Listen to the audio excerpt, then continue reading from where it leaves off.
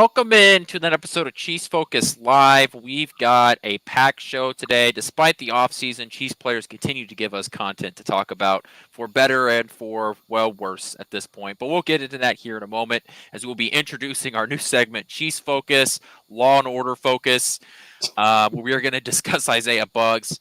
Chris Jones put out a interesting statement that we'll talk to about in a little bit.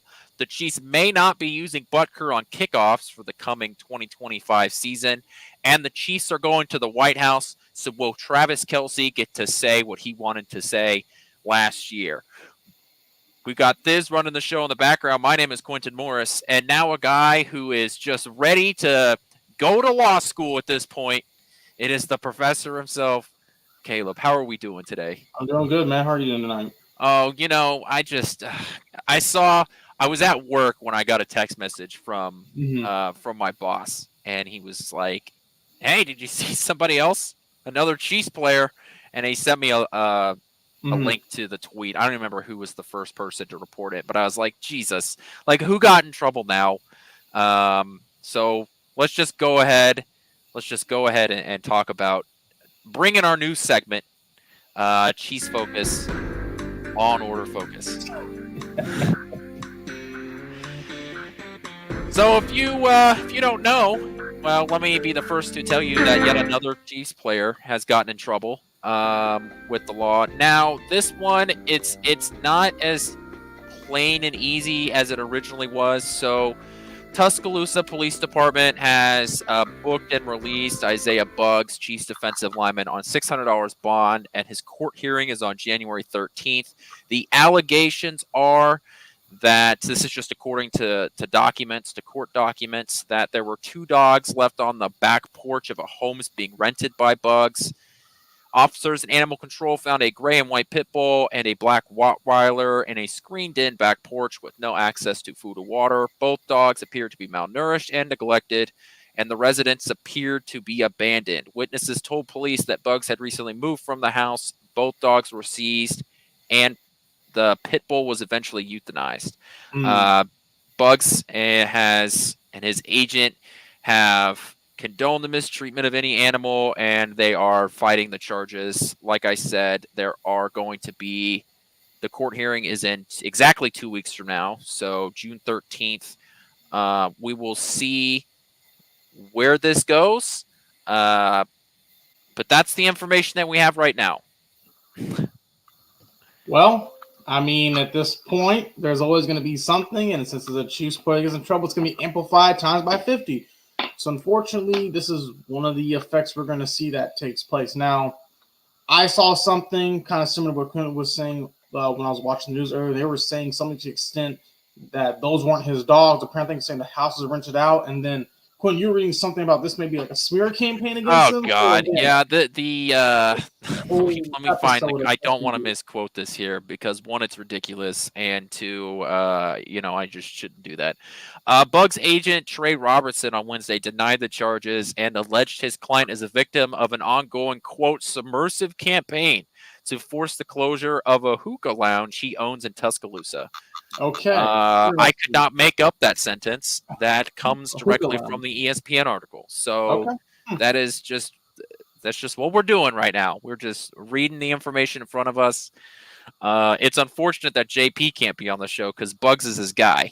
I mean, when the Chiefs put him on the practice squad in, I think, January, it was like early January, either right before the playoffs started or it was right around that time. JP was all over that. So, look, I have nothing. I have nothing really to add onto this. I just think that if you're a practice squad guy, you got to do everything you can to stay away from this. Plus, it just really, you're right. You talked about how these things are going to get amplified, and of course they are, right? Because you're the big man on the block, and so because of your success, the general public is more interested in you. Yes, easily. That's how it always has been, how it always will be. Like example, whenever Tom Brady gets in trouble, someone's in the news, everyone has quick to say something about that. So unfortunately, this does not surprise me one bit whatsoever. there's going to be some sort of problem. But unfortunately, we see Chiefs players are continuing getting themselves into some sort of trouble, which is not being good for them. So we're going to see again. There may be another event in another week or two. Unfortunately, Jesus. Well, at least we have theme music for it now. we do. And We that's should like have had this. We should have had this. I should have had this idea months ago. At this point, we'd have been able to use it so much. Now, I'll say this: we're gonna run this segment back whenever. Maybe even if it's like a Broncos player that gets hurt. Yeah, exactly. There we go. We gotta reset that back to 0. That's what we gotta do. Yep. 0. There we go, Diz. That's true. So we have a timer, we have a day counter now, we've got some theme music, and hopefully we never have to use it again, but we might have to keep, at least for the off season, we might have to gesture towards the counter for the rest of the off season, just to see how many days we can go without a Chiefs player getting in trouble or ending up in the news for a negative reason. That's unfortunate where we're at, and as much as I don't like it, that's just kind of how things are. So we're gonna figure something out, though. This is the busiest, this is the most I remember an off season. I can't remember an off season where there were this many off the field problems. I don't think it's ever been this crazy for a team before. I'm not gonna lie. I don't think it's ever been this crazy. What I can think. I remember the Frank Clark stuff being in the news for a while, right? But that was 2 years ago at this point. Yeah, I mean it was kind of in and out. 3 years ago, so it wasn't crazy. So yeah, because he had the gun charges came during the off season because he had an Uzi with him in California or something like that. Yeah, I think he was in California. Yeah, and then it went away, and then his court date was set. So then it popped back up in the news, and then it turned. Then I want to say we got another update during the season, and then it went away again. Then he got suspended for it the following season. Yes. So it sort of came in and out. It fluctuated along there. Did the Willie Gay stuff that happened in the off season, or did it happen during the season? I'm pretty sure that happened during the season. I don't, because I know he got suspended in the middle of the year, and it was really weird. Did it happen to get during the off season, and then it went I think quiet? Warner's arrest happened. I have a feeling. I think it was in the season, because then he got suspended a game, or he got suspended the next year. Or something. It was some weird coincidence. I'm gonna have to think about that. Let me look it up and see. Yeah, that's good. We do have the power of the Google box in order to figure this out. So. Because I remember everybody being upset that he got suspended during the middle of the year, and I think it was partially because the incident occurred in the off season, and then it just felt like the suspension came out of nowhere. Well, I'm looking right now. Yeah, because he broke a vacuum cleaner. That's why. This happened in January in Overland Park, Kansas. Okay, yeah. And so it doesn't say the year, but I'm guessing he did get suspended the next season. He got suspended in the middle. He got suspended in the middle of the year, and that's why it pissed a lot of people off, because we were heading into the year, and we were all questioning okay, what's going to happen? Where are we going to go on from there? And the NFL was just quiet about it. And then I want to say it was game 6, 7, and 8 or something like that. I can tell you it's the games against the. I remember it being against Buffalo, and that upset a lot of people because against the Colts, Buccaneers, Raiders, and came back against the Bills. Yeah, because that was a big deal about it. So this happened at week 2, week 3. He got suspended. So this happened in early September. This happened in September, according to Adam Teicher, when he got suspended. So, again, I'm not surprised. Okay. If they do something weird with the suspension again with another Chiefs player.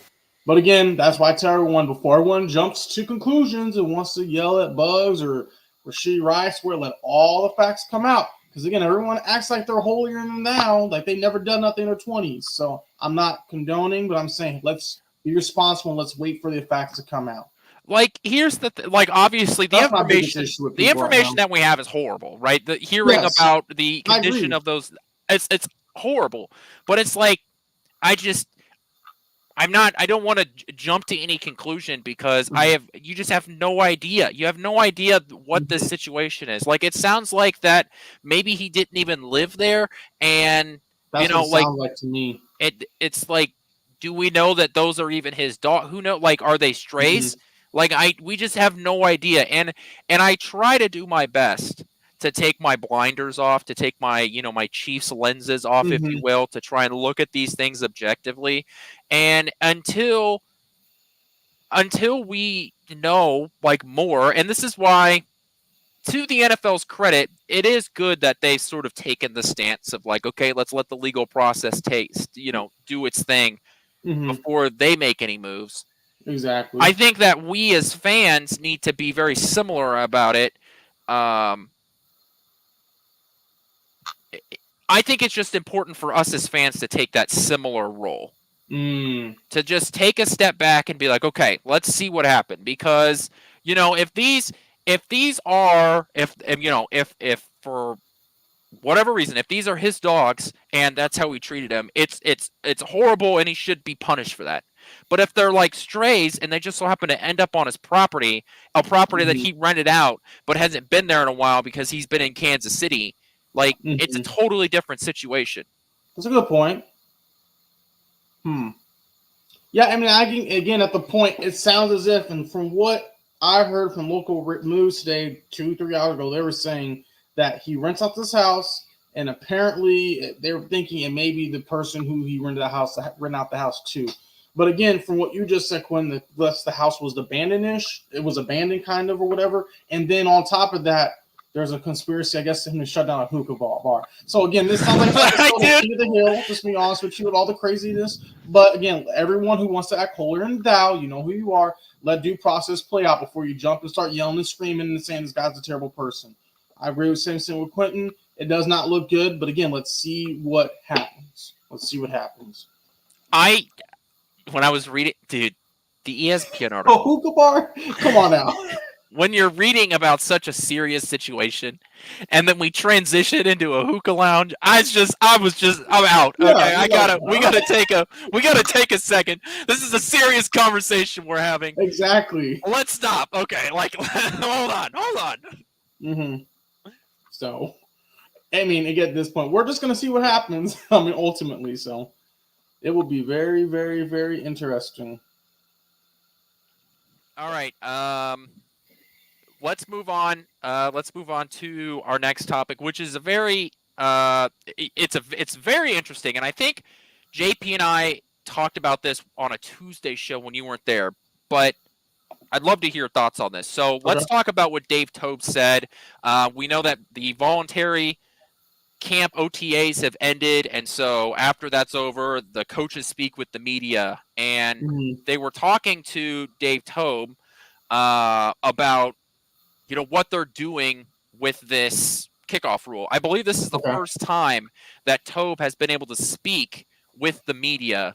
I guess forced to speak with the media since the rule Forced. change. And so there's Hmm. a lot of really good quotes that came out of this conversation. So I just want to read part of one to you, and then we can transition. There's another couple of bits that are in this extended Okay. quote and another quote that I want to give to you. But I That's want to good. give you the first one, and then we can talk about it. So he says, I'd like to have somebody who can go back and is able to make a tackle. The coach confirmed. Bucker is able to make a tackle, but I don't really want him making tackles all year long. If you watch the XFL, we watch every play. I'll bet kickers were involved in at least 25 to 40% of the tackles, either trying to make a guy bounce back or making the tackle itself, Mm. or just miss the tackle. So I think that this is really interesting. This conversation leads into the discussion about being able to not have Bucker on kickoffs anymore. Hmm. They want to have like a Justin Reed type. They want a position player who can make tackles so they can remove Butker from the situation. So just with that out there, what are your thoughts on that? Well, number one, can we get that picture that this had up there? This, can you put that up again real quick? I just want to say, great job with that, man. It looks like I'm just peering into a courtroom, so thank you. Number one, that's great. Number two, what I want to say is this may be what's going to happen in the future. The NFL is changing the whole kick return rules. And as much as we like Butker, I don't really think he could be chasing down someone. And if he does get hurt, let's say on the kickoff here, let's say he gets hurt on the kickoff, that's going to affect the Chiefs later down the line, and they need a field goal to win the game. Also, if you put someone like Justin Reed back there, that's going to help because he's a fast guy. He move around different places. Also, here's another thing. Will kickers be paid less because they're not doing kickoffs? Or can they argue, can their pay go up because they're deciding important games? So as much as I would like to see this change, I think it's going to be important because as much as I love Booker, I don't trust him back there trying to chase someone down. But I can also see how this could possibly lead to some disputes with some of the better kickers in the league who believe they should make X amount of dollars, and the teams saying no because you're only doing this and not this and this and this anymore. Does that make sense? Yeah, it's I think what's interesting, and this was one of the things that when it came out about the kickoffs, like when they changed the rules, one of my first questions is what are the tactics going to be, right? What are the different tactics going to be? Because you're getting back a huge part of the game. One of the other quotes that Dave Tobe gave is he just talked about the amount of plays that you're going to get back. He said in one of his other quotes that there were 1,970, so 1,970 touchbacks throughout the 17 season game. Now it's going to be 1,600 more actual football plays. So throughout the league, you have almost 2,000, actual 1970 touchbacks, and now you're going to get not all of them are going to be in the field of play. They're still going to be touchbacks, but a good significant chunk, like he says, 1,600, you're going to have more actual football plays back onto the field. So how can you, in such a slim part of the NFL, how can you get that advantage back in your favor? How can you find that little piece of evidence, that little advantage in your favor? How can you get that? And by replacing Butker and putting in Justin Reed, or a Justin Reed type, they didn't specifically call out Justin Reed. Okay. But a There's Justin Reed type, right? A player that can make tackles, who more importantly, I think here, who's not going to hurt himself on tackles. Because we've seen quarterbacks do that. Yeah, right? they get hurt.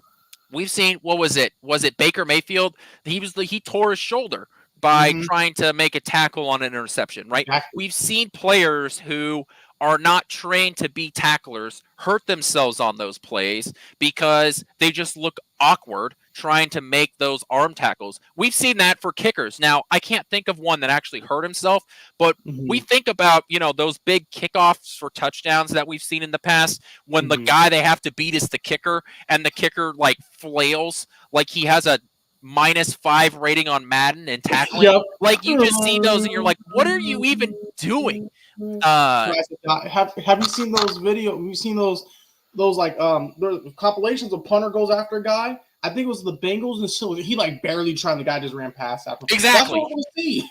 Exactly. You're 100%. Punters is another example of where you just got guys who they spend their entire time on the practice field, right? Kicking, holding, right? Doing those things. They're never out there, going and doing tackling drills because that's not their job, right? It's a lot like in baseball. Like, you don't see the pitcher out there during fly ball training. Okay, he's not shagging balls. He's pitching. That's his job. You let the other guys on the field deal with that. Your job is a specialty, right? Let me go out, let me pitch, or in his instance, let me go out and kick the ball.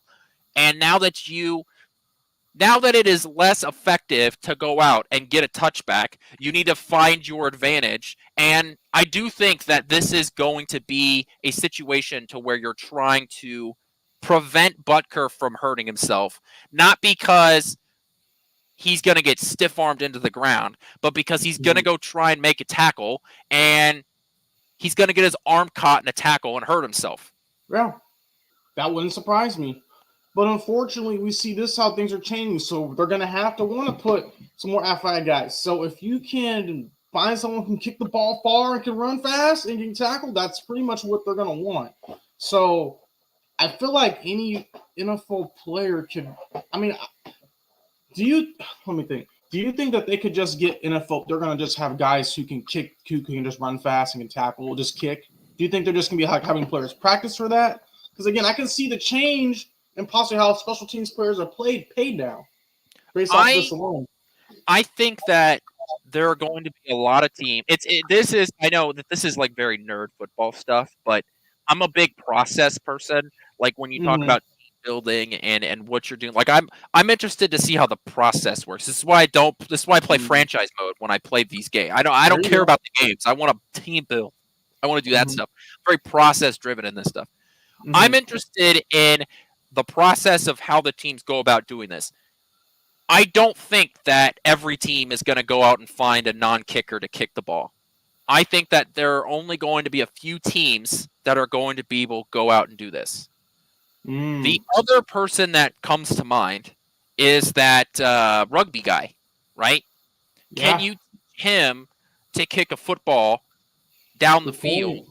And because he doesn't need to have, the 80-yard leg to be able to kick it down there. You got to get it within the 20. Well, once again, if you have 11 guys, I have 11 guys, but only 10 of my guys can make a tackle, you have the number advantage. Well, if I then bring myself back up to 11 on 11 by putting somebody out there who can kick and tackle, right, you're sort of leveling the playing field out for you. The other thing in this quote is that, he talked about how in the XFL they had to wait until the returner touched the ball to run, but that's not the case with the new NFL rule. You just go. I think we're going to be seeing a lot of balls get kicked towards the pylon, right? So we're going to see a lot of balls. Yeah, they're going to try and corner shot them not to where they go out of bounds, but they're going to try and put it to where they bounce to the left or to the right. So they're going to try and kick them towards like the hash marks and have them sort of roll.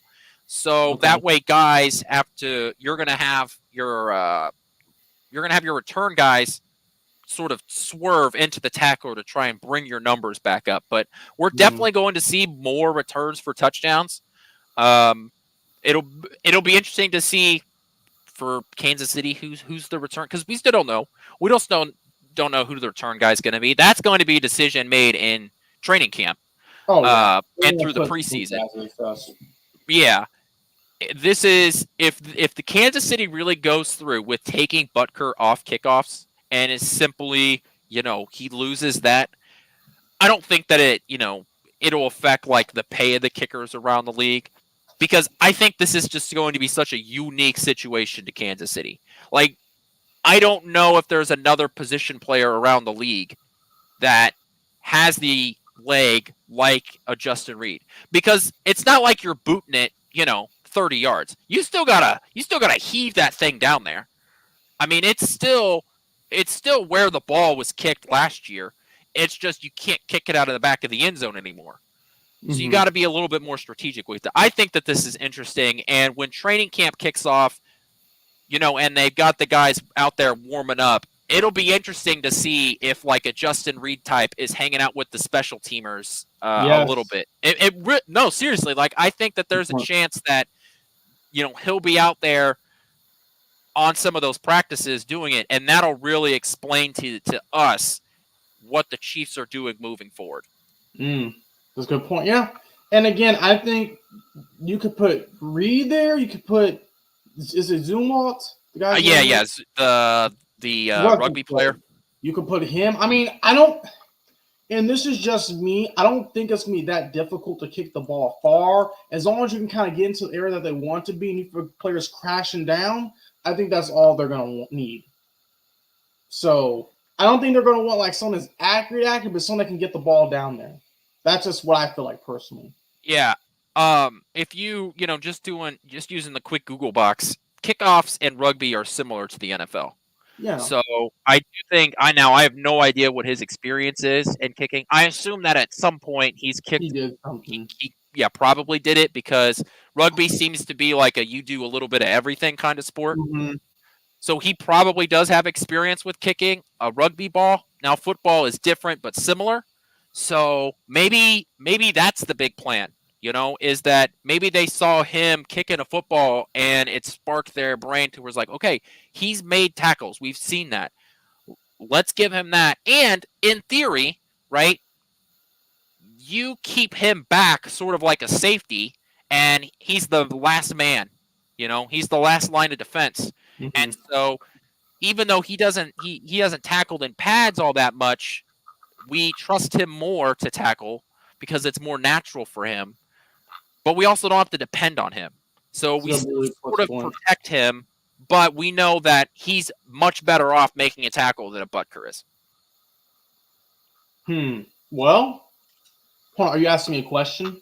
Well, I just think that sort of just speaking this out loud, Mhm. I think that having him on the team, that might be where they use it. I might be eating my words here in the next how many days? We've got like 3 months till the football season starts. That's the football Like three or season. four in between three. It's like under 100 days.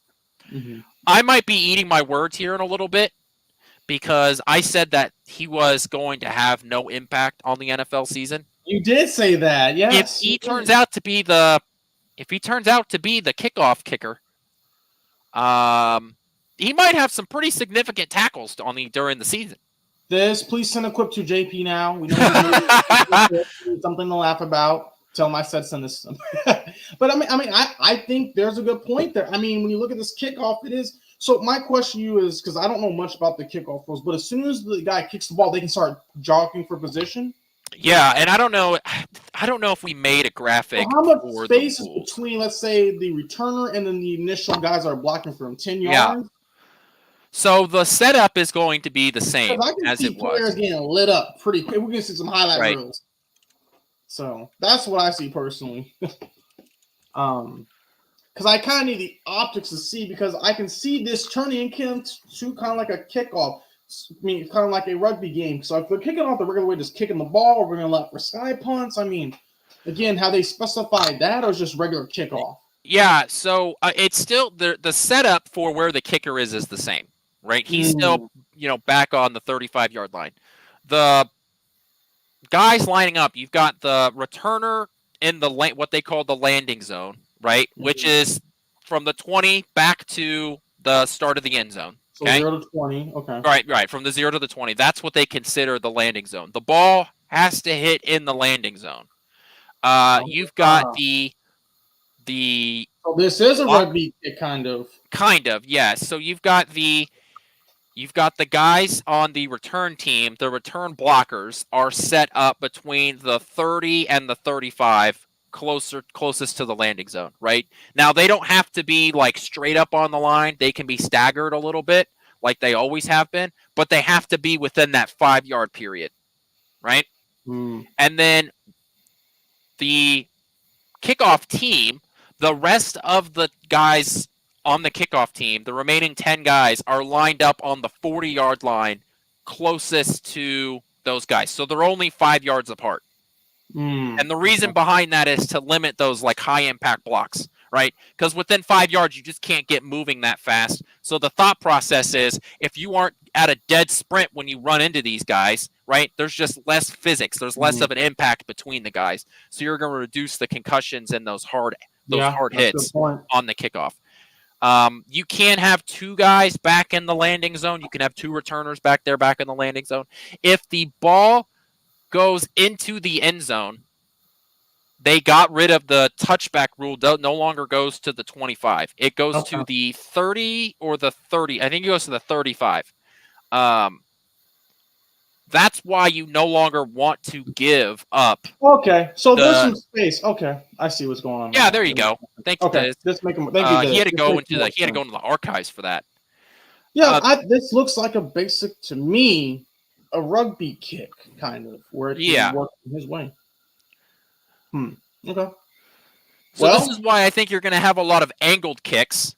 because Mhm. you're going to have guys that want to. You're going to want to try and find that number advantage by getting What some of happens those if it, angled what kicks. happens if it rolls out of the end zone? If it rolls out of the end zone, Oh, sorry, then rolls out of bounds. Sorry, landing zone. Is that considered penalty up to yeah, the 40? then it's the same where it's like it rolls out of bounds, they get it at the 40, like that out of bounds penalty. Hmm. So Well, I mean, I guess I could try to the side, the angles, but again, a guy could just right, be you like, just don't "I'll be want the there, but ball I'm to not going to bounce catch out of it." bounds. Yeah. Hmm.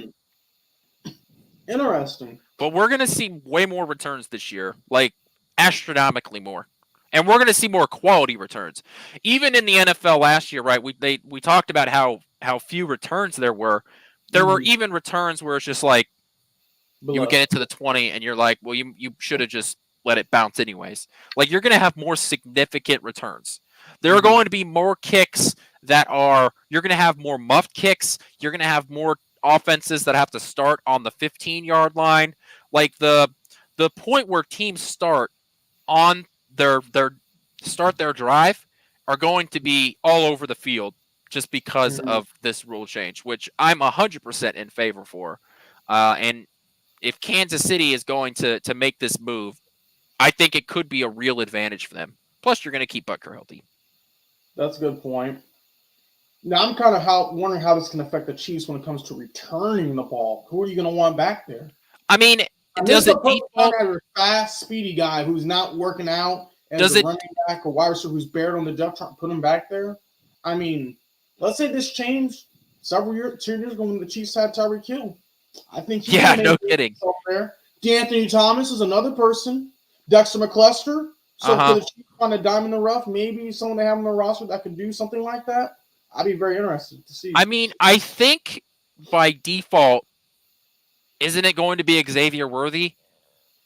Yes, but do you want him getting hurt? Well, this is That's how it gets snaps, right?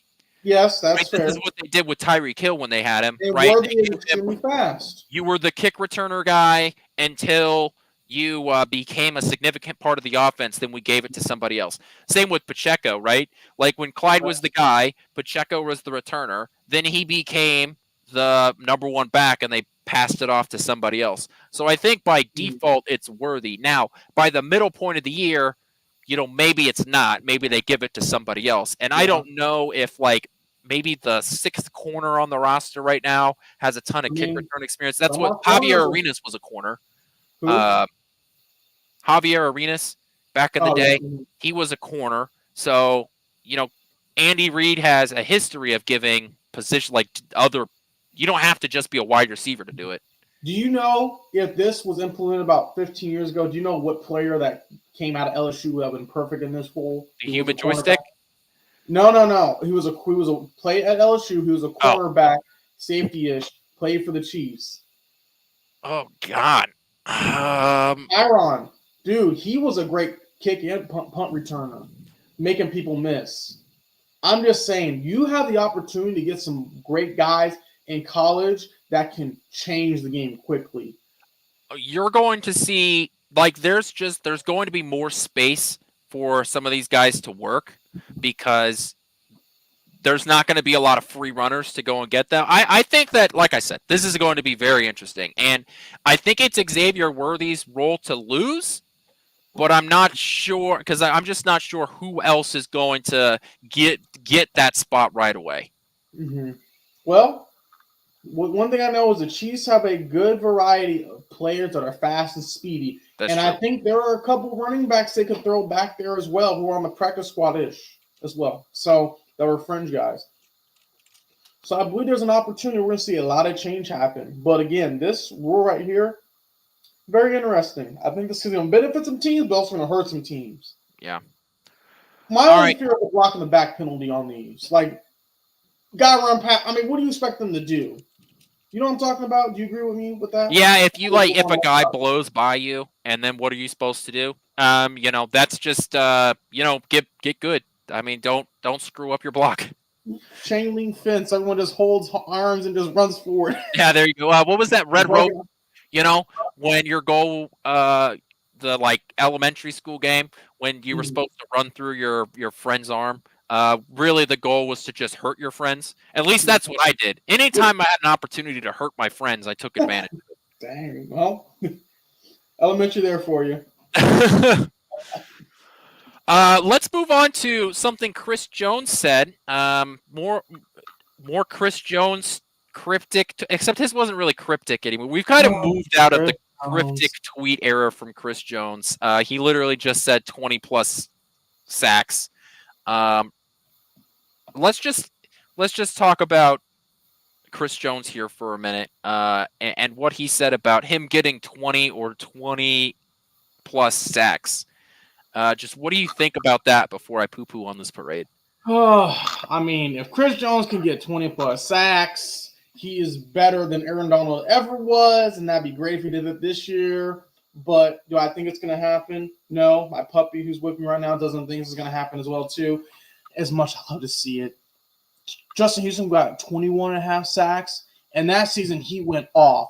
And I'm not saying Justin Houston is Chris Jones, two players that play different positions, but I do believe that Chris Jones, kind of like what they just put up, he's going to be taking some plays off. He's gotten his money. He ain't going to be trying to hurt himself.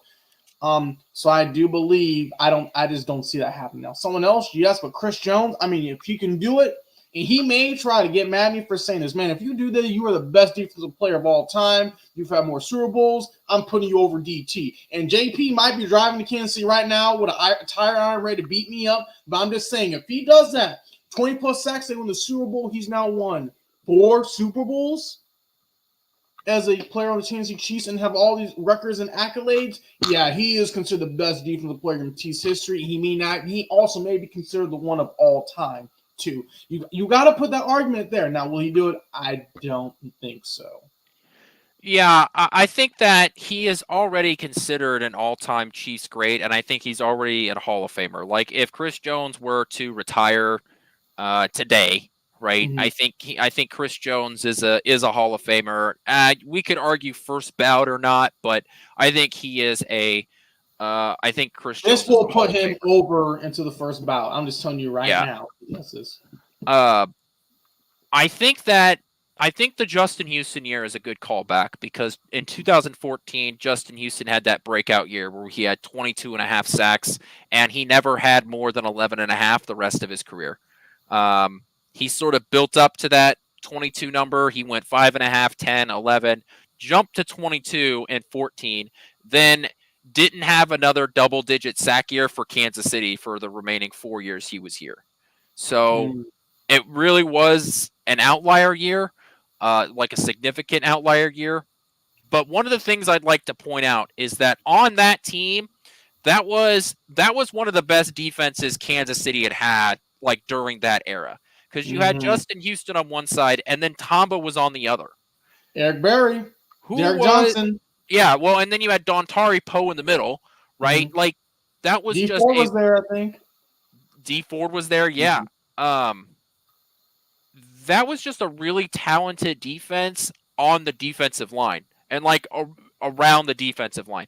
Like Dontari Poe wasn't just good at throwing the football. Dontari Poe was really good at eating blocks. We know what Tamba was and is. We know what Justin Houston was. Mm-hmm. Like when you have a 3-man guy like that, like that's a lot to deal with because you have 10 offensive linemen. Or you have 10 offensive linemen. You have 5 offensive linemen, 6-ish if you want to use a tight end, or you chip block with a running back. So there's only so many guys you could dedicate to blocking one guy.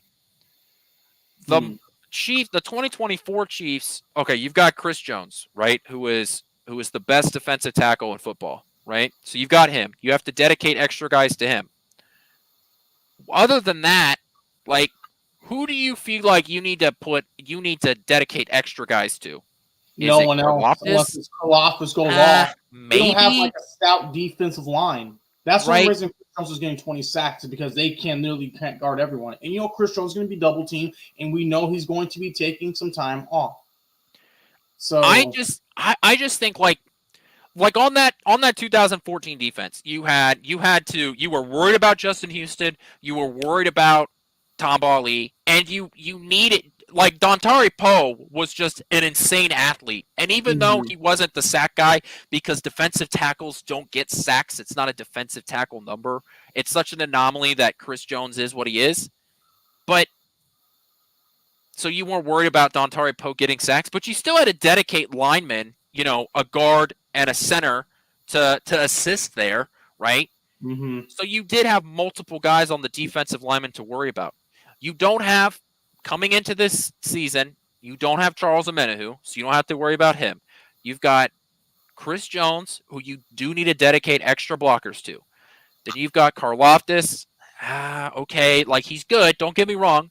George Karlaftis is a double-digit sack guy. I got Mm-hmm. no beef there. But I don't know if I need to dedicate extra guys to him. Then you've Mm-hmm. got Felix and Hideki Uzama, right? Like is There's he the not other much starter there. guy? You have no idea what he is. So on the 14 defense, you had to worry about more people. There was just more people to worry about. There's not more than Chris Jones on this defense as of right now. And so in order to get that amount of sacks, there just has Mm-hmm. to be more guys.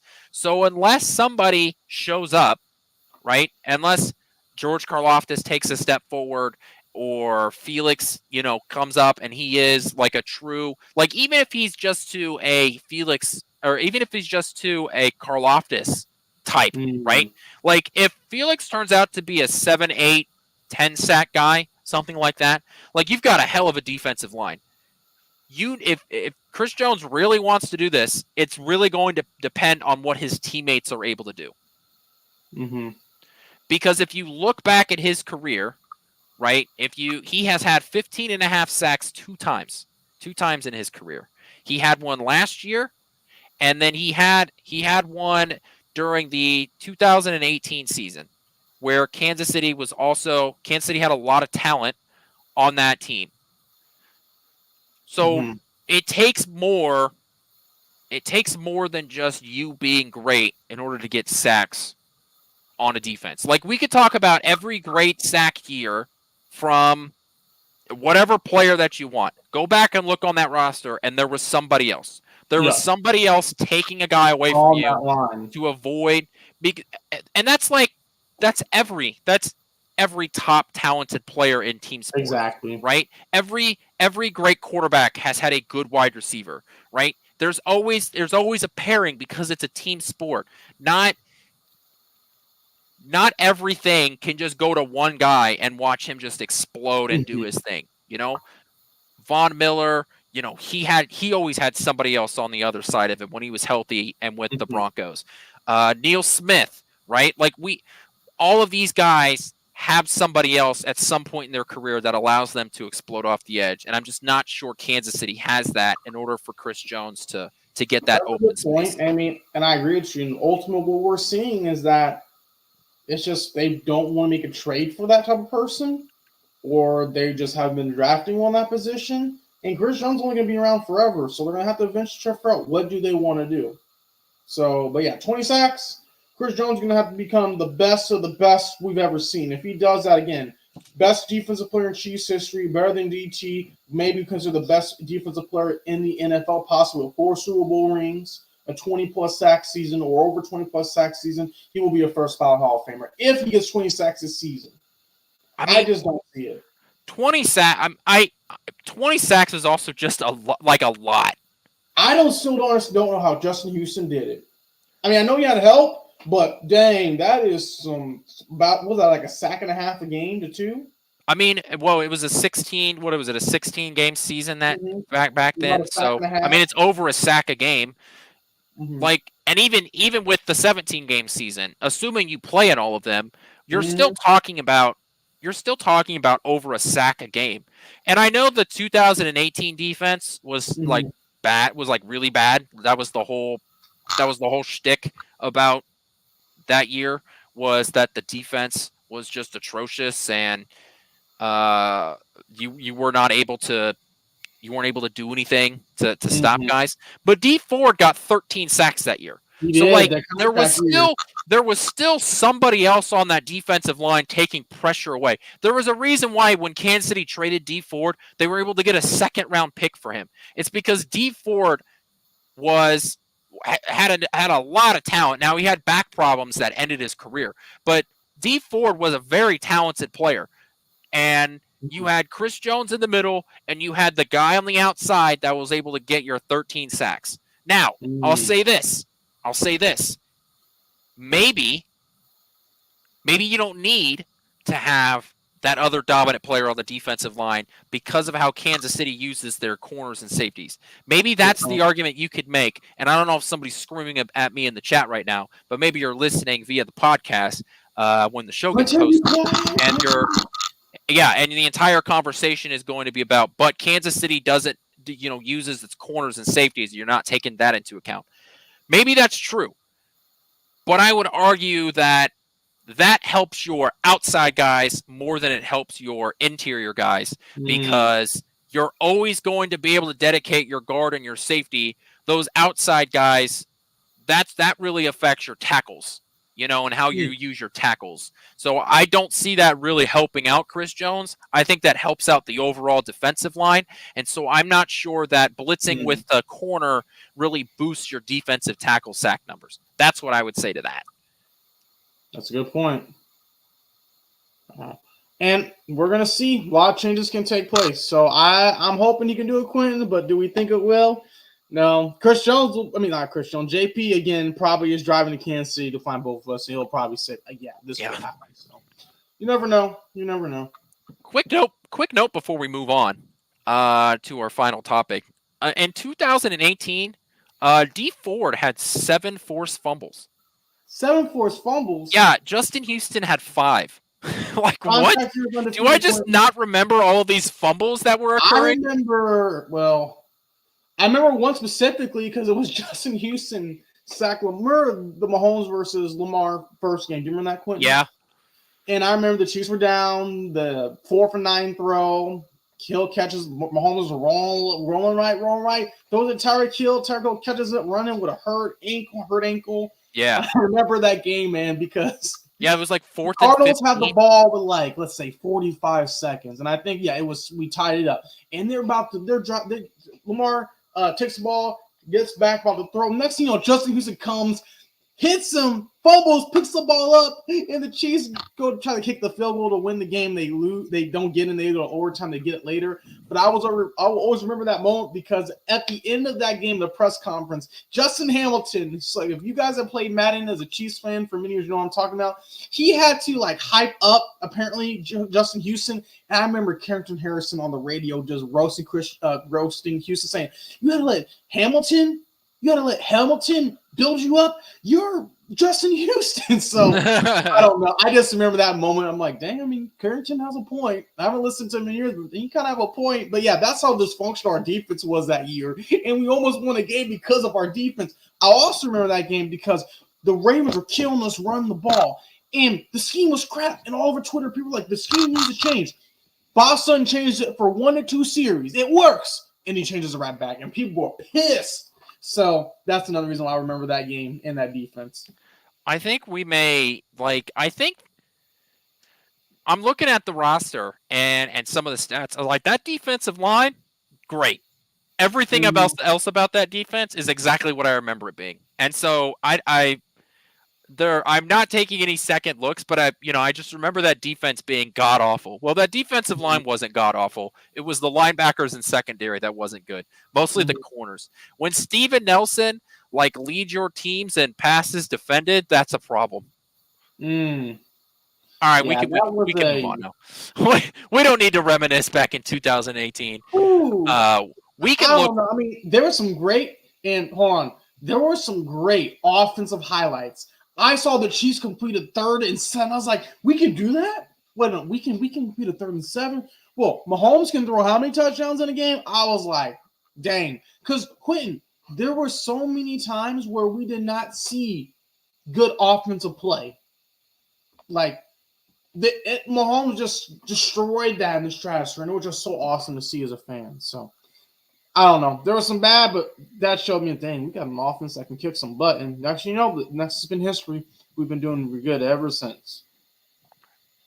Let's move on to our final topic. This will be pretty quick. The Chiefs are visiting the White House tomorrow for their 2nd year in a row. And my big question to you, well, I can ask you after Thiz plays the tape, run it back.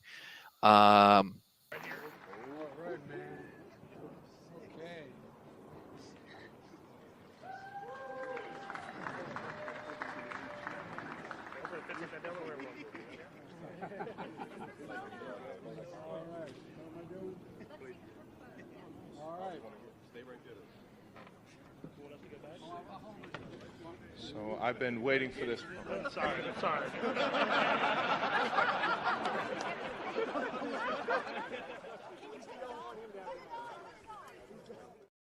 Will You we gotta get? let him speak. You gotta let him speak. Come Yeah, on, you got to. Everybody loves Kelsey. The only people who don't like Kelsey are Broncos fans, and they're already delusional anyway. You gotta let Kelsey speak. Come on now. Mom was like, no. Like the little brother is like, no, get away, or the responsible friend when you're all out. No, don't do that. Will we get to hear the conclusion of that? He might. I wouldn't be surprised. I wouldn't be surprised. Is this going to be live stream or how can we watch this? I don't know. I assume so, right? Or at least the clips. I mean, the clips will be out on the Chiefs social media. So even if it's not live, you'll be able to see some of that stuff. I mean, there'll be enough media there, that we'll be able to see, whatever else goes on. Yeah, I'll be interested to see if Travis Kelce has to say anything, or who. Here's my last question of the day. If it's not Travis Kelce, then who is it? Who causes some shenanigans? I already can think of one player with a bunch of memes, but I'm not going to talk about him. Pacheco, maybe. Pacheco? I think it's Kelsey. That's the one person I can think who's going to. Everyone else is going to be like, it's not that big deal. Yeah, I'm about to say that. No, but yeah, that may be interesting. We may see some tweets about this is what he was wearing again. So, but who do you think? It has to be Kelsey. That's the only person I can think of. I don't know. I think Chris Jones can cause some shenanigans, right? He's a big personality, and Chris Jones is a fun guy. So I think Chris Jones might cause a little shenanigans, something to that extent. Yeah, I don't know, man. I think we're in for a Sorry, I forgot the terms, but we're going to be seeing something funny tomorrow. We already know. But don't be surprised if Kelsey tries to get on the mic and say something. I don't know, dude. That was so funny when it came out, and the clip is still funny today. So I hope he says something. I hope he gets an opportunity. Maybe. I'm open for the shenanigans. I'm open for the chaos. Let's just see what happens. Yep. Yep. You never know. I'm hoping it's gonna be good. I hope it's a good time. We to see it live. All right, that's the show for today. We'll be back next week. Hopefully, I guess we should have an update to the story. If not this week, next week, like we said to the Isaiah Bug story. We've got some mandatory stuff that starts early in June for the rest of the Chiefs players. So hopefully all the Chiefs players will be there. Off season continues to roll on, so we'll come back with all that information next week, and maybe we'll have shenanigans to talk about on Tuesday. With that, we'll see. With that, thanks everybody for listening, and have a good night. See ya.